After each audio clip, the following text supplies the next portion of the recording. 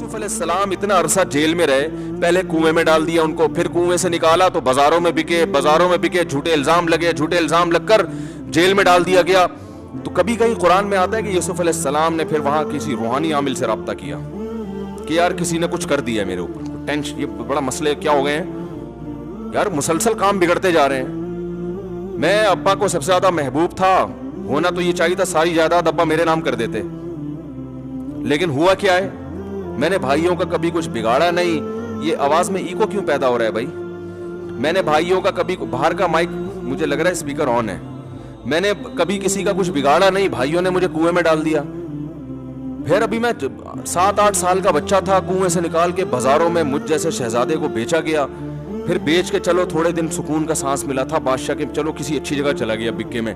تو سکون کا سانس ملا تھا. اور میں نے بادشاہ سے وفا کی, اس کی بیوی پہ کبھی غلط نظر نہیں ڈالی, اسی کی بیوی نے جھوٹا الزام لگا کے چلو محل میں آ کے کچھ سکون ملا تھا. وفا کی سزا یہ ملی کہ جیل میں چلے گئے.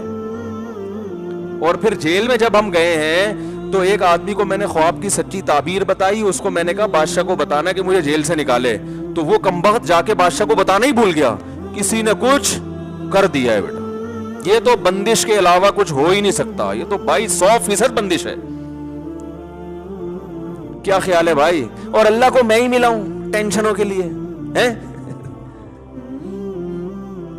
میں ہی ملا ہوں اللہ کو, ساری جوانی اسی میں گزر گئی, سب کچھ, ایک دن بھی ٹینشن والی بات ان کی زبان سے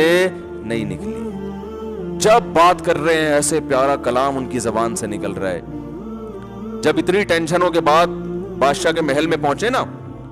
اور وہ دروازے بند کر کے اس کی بیوی نے زنا کی دعوت دی, کوئی اور ہوتا کہتا بھائی میں تو ٹینشن میں ہوں, میں تو کر لوں, تو میرے لیے تو گنجائش ہے, مجھے تو یہاں نکاح کون کرے گا, اجنبی ہوں, ہے نا.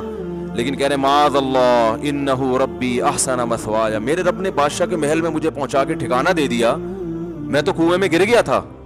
میں تو بازاروں میں بکتا تھا, تو اللہ نے بادشاہ کے محل میں پہنچا دیا, میں اس کی نافرمانی کیسے کروں. وہ اس پہ خوش ہو رہے ہیں کہ بھائی کھانے کو روٹی بھی کا انتظام ہو گیا اور سر چھپانے کی اتنی خوبصورت جگہ مل گئی, تو بنیادی ضرورت تو پوری کر دی نا.